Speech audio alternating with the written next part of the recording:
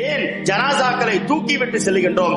மன் ஹமல ஜவானிப ஸரீரில் Arba, 4 இந்த ஜனாசாவுடைய மூளை முக்குகள் இருக்கிறது.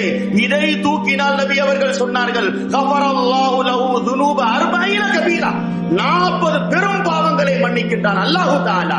ஜனாசாவை தூக்கக்கூடியவனுக்கு மன்னிப்பு என்று சொன்னால், யாருடைய ஜனாசா தூக்கப்படுகிறதோ அவனை அல்லாஹ் மன்னிக்காமல் விட்டு விடுவானா?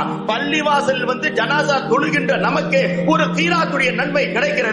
பாவங்கள் மன்னிக்கப்பட்டவர்களாக நாம் வீட்டிற்கு போகிறோம் என்று சொன்னால், யாருடைய ஜனாசா நடத்தப்பட்டு அவனுக்காக அல்லாஹும்ம ஃபிர்லி ஹய்யினா வ மய்யிதினா வ ஷாஹிதினா என்று தொழுகையிலே எல்லா முஸ்லிம்களும் தக்பீர் கட்டி ஓதினார்களே, அவனுடைய பாவம் மன்னிக்கப்படாதா?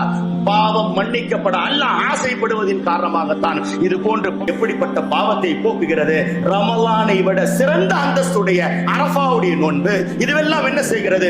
சியாமு அரஃபா யுகஃபிரு ஸனத்தை, அரஃபாவுடைய நோன்பு 2 வருடத்தின் பாவத்தின் பரிகாரம் என்றார்கள். சனத்துன் மாதியா வல்லத்தி தலி பாதஹா என்று பெருமானார் சொன்னார்கள் என்றால், அரஃபாவுடைய நோன்பு ரமலானுக்கு பிறகு, எல்லா நோன்பும் ரமலானுக்கு பிறகு தான் அஃதலு சியாம் பாத ரமலான் ஷஹ்ருல்லாஹில் முஹர்ரம், முஹர்ரமுடைய மாதம் கூட ரமலானுக்கு பிறகுதான் என்று சொன்னால், எல்லா மாதங்களை விட சிறந்ததாக இருக்கக்கூடிய ரமலானுடைய மாதம், அந்த நாள் எப்படிப்பட்ட பாவங்களை போக்கும் என்பதை நாம் தெரிந்து கொள்ள வேண்டும்.